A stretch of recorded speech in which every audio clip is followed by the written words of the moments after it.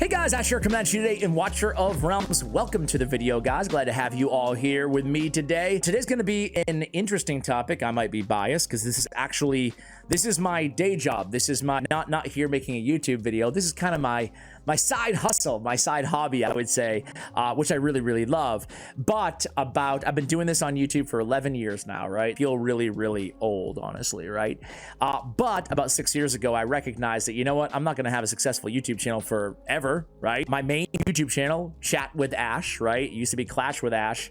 It's kind of dead right now. It's kind of dead. You know, I'm one of those people in life, and I would advise you guys this, especially if you're younger. I guess it pertains to anybody, but I always like to have a lot of eggs in a lot of baskets, you know? I'm a very risk-adverse individual. Always like to diversify anything out there in life, right? And this is even before I did YouTube, right? I started YouTube when I was in my early 30s. I always did stuff. Like, I used to buy stuff on Craigslist and then sell it on eBay. Like, that was what I did after my normal day, right? After my normal work day, I should say. And then I did a vlog thing. Whatever, this is not here about me. It's here about the future of Watcher of Realms. I'm very interested in if this game will succeed in the long term, right? So I want to tackle that question today.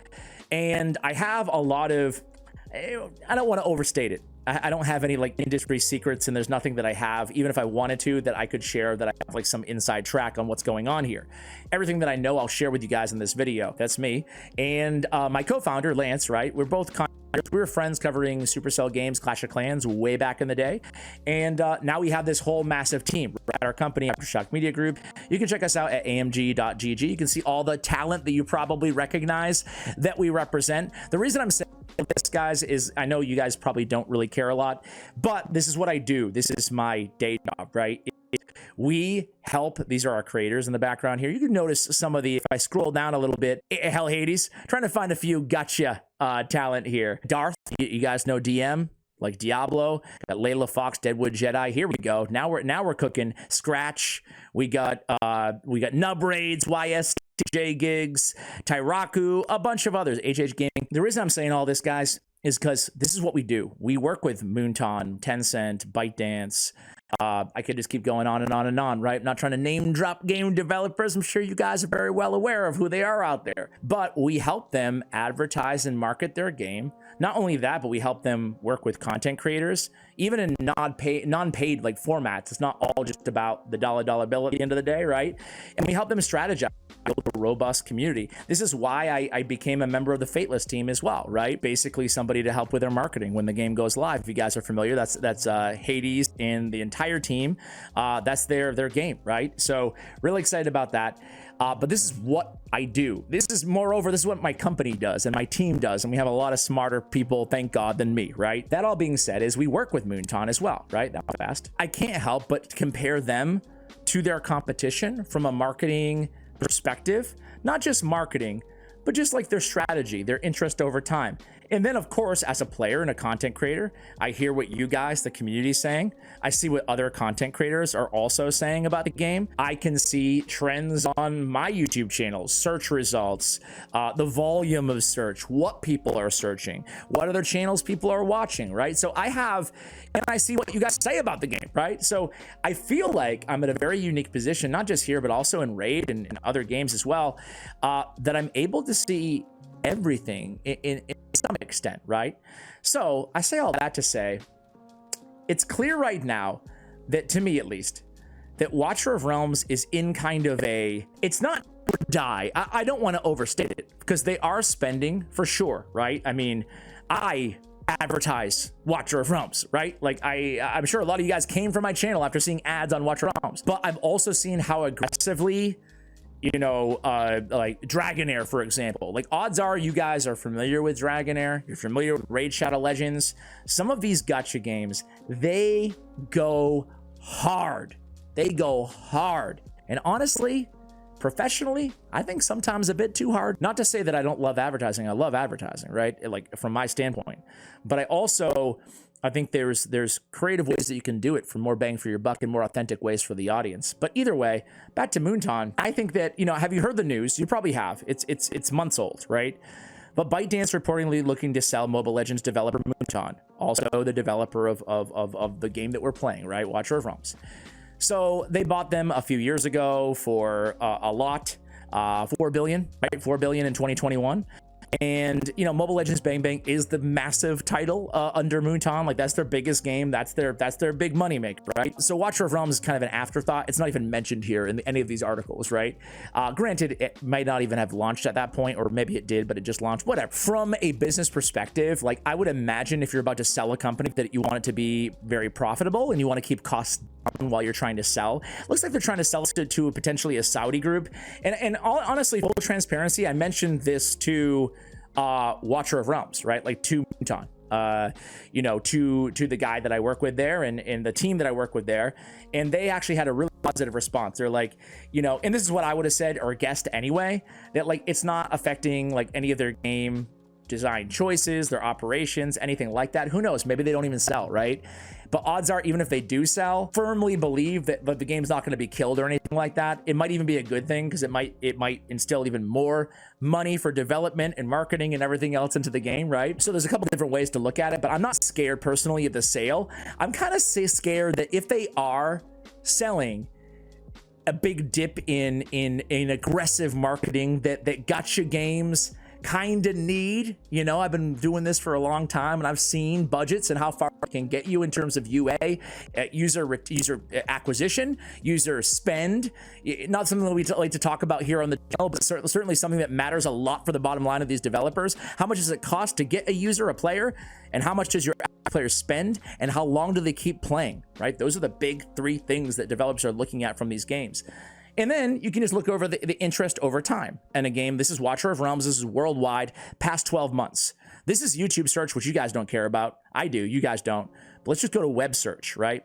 This is, believe it or not, a pretty good indicator of a game's overall health and trajectory, right? Obviously, it's not a perfect correlation of how well a game's doing, but I find it to be pretty good. And that's using not just anecdotal, but rather like firm data, not on Watcher of Realms, but on other games that I've worked with, and as it kind of correlates to their overall success and daily active players and all that stuff that matters.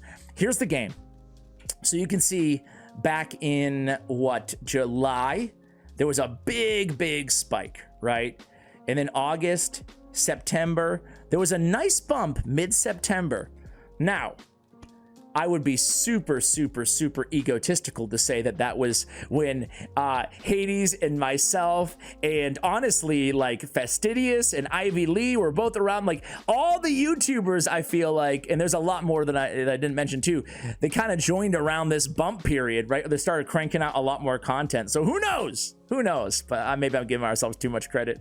But either way, it was kind of ebbs and flows, maybe a very slight downward trajectory, and then a big spike here in February, like last month. Was that lust? Do you think that was lust? It could have been lust. You know, usually these correlate obviously to a big game event, and I think that had to have been lust, in my opinion. Either way, guys, it seems like this chart, you know, for what it's worth, which isn't a ton, I feel like it's not awful. It's not awful considering, again, let's just compare it. Okay, guys, so now to put it in perspective, look at Dragonair Silent Gods is red, Raid Shadow Legends is yellow, Watcher of Realms is blue, okay? So Raid is in a different stratosphere, right? But surprisingly, Dragonair and Watcher of Realms, they're kind of neck and neck. Now, based on all the noise that I hear about Dragonair, that's very interesting to me, right? Because when you think about it too, Dragonair Silent Gods and Moonton, their parent companies are both ByteDance at the end of the day, right? So, you know, I'm not sure how the marketing allocation or anything goes, but it's interesting to see the strategy of these two games evolve, especially as it compares to the big boy in the sandbox, and that is Raid Shadow Legends. Can anybody hit Raid Shadow Legends? Now, there's also a couple of big gacha games releasing later this year. I know because we're working with them, and I know their budgets, and they're big. So how will that come into play later on this year when we look at the gacha landscape? Is there a gacha game that I forgot that you would include in kind of these big three, guys? Let me go with like an old school one, right? I know there's like a Marvel, but let's go with Summoner's War. Summoner's War is now on that list, and they're green. I think Summoner's War, man, I mean, look at Summoner's War. Let's look at Summoner's War, but let's not do the past 12 months. Let's do lifetime. You guys know that Summoner's War has been around 13 years or something crazy like that? Come to us, developer. Look at Summoner's War, guys. Isn't this crazy? The OG of gacha games, really, in my opinion. They had the highest popularity, even over Raid at their highest, you know? Isn't that interesting? And to see where they are to this day is pretty, to me, is pretty it's pretty cool, you know? Anyway, back to the game here. So I got my 2 blood. Now there's another whole factor that we haven't talked about, and that is the game itself. Does it have that lasting factor, that sustainability? Do you guys think it will be around in a year or 2 or 3? If you're a spender on this game, when you make a purchase, do you even consider how long will this game have a vibrant ecosystem inside of it? Let me know. I know lately all the talk has been Boreas, right? The nerf. Everybody upset about it. Totally get it. We've made tons of videos on it. But lately, I've seen more and more people saying that I'm not spending on this game after the Boreas nerf because I'm afraid that every other hero that I get is going to be too good and get nerfed. So why would I want to spend money on it, right? I think that's a valid point of view, and I think it's a concern for the developer to see those comments so popular right now. However, personally, I'm just going to be real with you guys.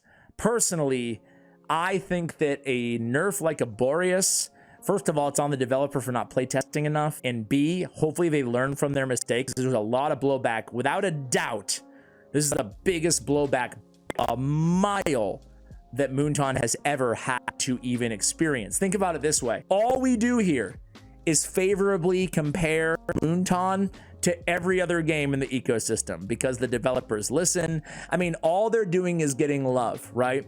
They're like a puppy dog that all they've gotten their entire life, Moonton, is a lot of community love. And for the first time, the dog nipped at them a little bit, you know? I'm sure they're gonna probably learn from this personally. Honestly, I hope I'm right, you know? I'm ready to eat crow. You guys have been watching me for a while, you know. I'll always admit when I'm wrong. Big fat thumbnail.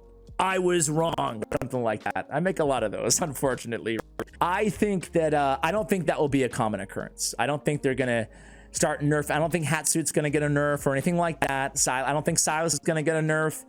I don't think Praetus is gonna get a nerf either. I don't think anybody's gonna get a nerf. I don't think it's, do I think that anybody ever in the history of Watcher of Realms is ever gonna get a nerf again? Yes. I just think it will be super few and far between. I think they're going to learn from this. That's just my gut on this. So I would not walk around personally. I mean, I don't care what you do. If you want to be 100% free to play for life, more power to you. I think that's awesome. But I'm just saying that if you're holding off just because you think all the champions are going to get nerfed or are going to get nerfed, I don't think it's going to be a big issue. I'm not really worried about balance because I hope and I think that they learn from this past experience, and I hope I'm right there. It will suck to make an I'm wrong video when they nerf Hatsuit next week, right? That all being said, what about the actual game itself? Does the game have a foundation that they can build on for years and years and years and years to come in the game, right? I genuinely think they do. I think Watcher of Realms is going to stick around. I'm biased. I have a YouTube channel. I have a vested interest in the game. But they have a thriving creator community, which is probably the least important thing, but it is important. Creator communities, from a developer point of view, it keeps their player base engaged, ergo also spending, those who do spend, right? It helps with your retention to have these like YouTube channels out there, helps with player feedback. It provides a conduit to receive player feedback through channels, right? And it just gets your name out there in SEO and everything else, right? Then if you look at the interest level on the Google Trends and stuff like that, if you look at the app data, right, it seems like things are going pretty dang well for Watcher of Realms. So all that stuff looks good. And I think the actual game itself, I mean, we talked about it for a lot of times here. I think that maybe in the very beginning, they could work a little bit on how to hit all those dopamine spikes that new players need to be pulled into a game. And one thing about Watcher of Realms is it's very unique. Having the platforms, having the tower defense, and they're very generous in this game. They give you a lot of good free heroes, and there's a lot of like accessible, very good heroes, you know, might be free like an Idril or whatever, or Dolores, but you play long enough, you'll be able to eventually get your hands on some of these epics, you know, maybe not all of them, but some. And I feel like there's a lot to be excited about this game. I think the weird thing is, and this is kind of an unorthodox thing to say about a game like this, right? But I think the weird thing about this game is the more you play, the more you progress to the end game, And maybe you guys don't feel this way. Maybe it's just me. Maybe like I'm extra busy and I really feel it. But it feels like a much larger time commitment than what players are probably used to in this genre. Would you guys agree with that or disagree? I guess what I mean by that is not all the things that we have to do. All the things we have to do are cool. I do all my dailies in all the games that I play, right? And then beyond dailies, I'll probably have time to, work on maybe a thing or two, a few times a week, But on this game, working on a thing or two, like even if you want to clear campaign, right? I haven't done campaign in like what feels like a year, right? But I know that to clear like a significant amount of progress, to make a significant amount of progress in this game, I know I have to sit down for like maybe an hour, maybe 2, maybe 3 to clear like a couple stages. So the grind in terms of like, and also like we're living for better or for worse, and I think for worse, we're living like this multi-task, multi-attention world now, where most people like to kind of veg out and watch TV in the background or do whatever while they kind of half pay attention to the game at the same time. A lot of people like that play a raid do that, I do that. I'll watch like a documentary and I'll be like doing raid stuff in the background because it's one notch above mindless. This game is definitely not that, right? Much bigger time commitment in this game. That remains to be seen if it's a good thing or a bad thing. I think it's a good thing because it's a game. You should be able to play it to enjoy it, right? Anyway, guys, my thoughts at the end of the day here are that this game, I think it's going to succeed. Even if they sell, I think it's going to succeed. If they don't sell, I think it's going to succeed. I think it's unique enough. Invest your time or your money or both with maybe a decent amount of confidence, I think, that this game's actually going to play out and be there in a year or 2 or 3. And I guess the reason I say that is, and I get no guarantees, no promises, no inside info, I could be wrong, right? All that being said, though, I've seen dozens of these games in this gacha genre, champion collector, hero collector, whatever you want to call it. I've seen dozens of games rise and fall. And I don't think this trajectory for Watcher of Realms is going to be the typical rise and fall that we're so accustomed to. I really think this game is going to last. I hope I'm right. You let me know if you agree or disagree. I touched on a million topics. I was going to make this a 5 or 10 minute video. Ended up being about 20 minutes. Let me know if you agree or disagree. Let me know how the way that you see things here. Again, I touched on a lot, but I kind of wanted to give you the full picture as I see it and kind of collect your feedback in the comments below. Hopefully you've enjoyed this video. If not, well, give me a thumbs down. If you did, give me a thumbs up. Much love, and as always, take care, guys.